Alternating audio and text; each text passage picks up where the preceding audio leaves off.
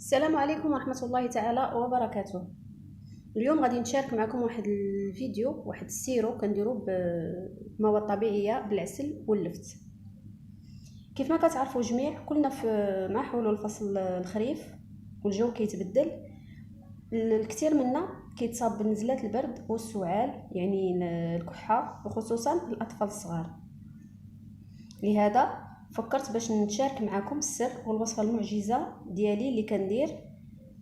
كيف قلت لكم، هذا السيرو الطبيعي اللي هو غير مكلف وعنده منافع كثيره، منها معقم الجهاز التنفسي، مضاد حيوي، وكيساعد الوليدات ما كيبقاوش مخنوقين والكحبه كدوز عندهم سلسه، والبرد ولو يكون ضربهم البرد يعني مروحين ما كيفوتش 3 ايام.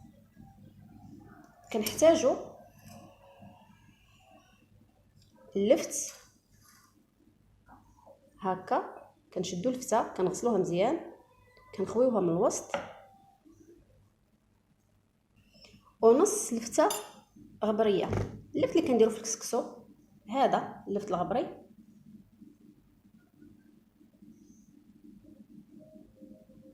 كنغسلوها مزيان، كناخدو النص كنقطعوه على هذا الشكل، كتهزو بشي حاجه، ما كتهزوش بيديكم لان ما كديروش مواد حافظه، باش يبقى السيرو معقم ونقي. كديروا اللفت الغبري هنايا وسط الفتة،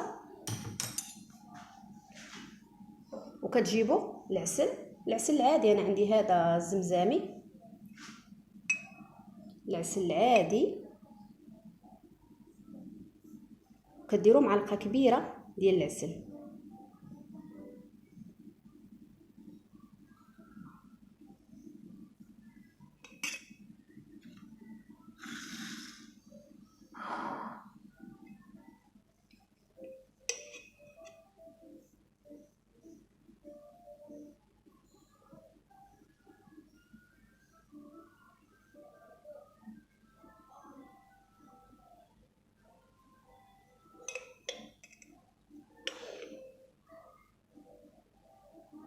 تعمروها مزيان بالعسل، معلقه كبيره.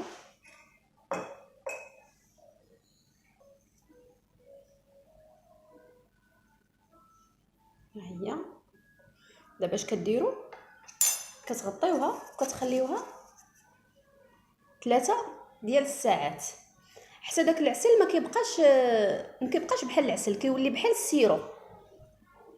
من بعد اش كديروا، الوليدات ملي كيجيو ينعسوا كتعطيوهم معلقه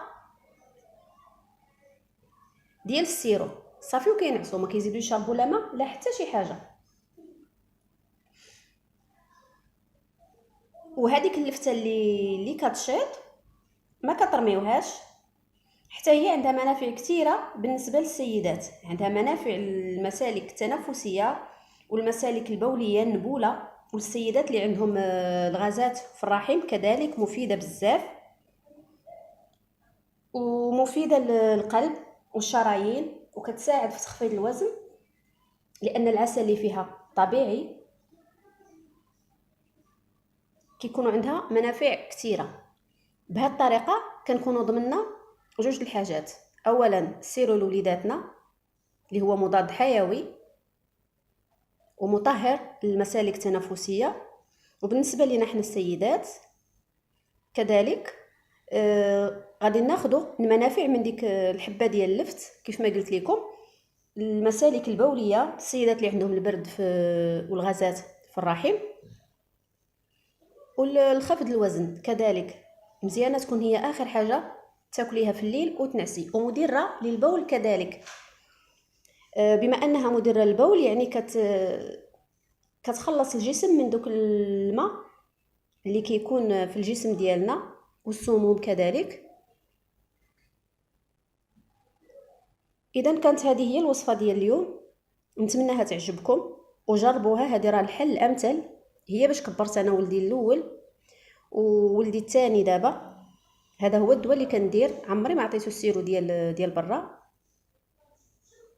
والله يحفظ وليداتنا ووليداتكم ووليدات الجميع، والى اللقاء في فيديو قادم ان شاء الله. مع السلامه.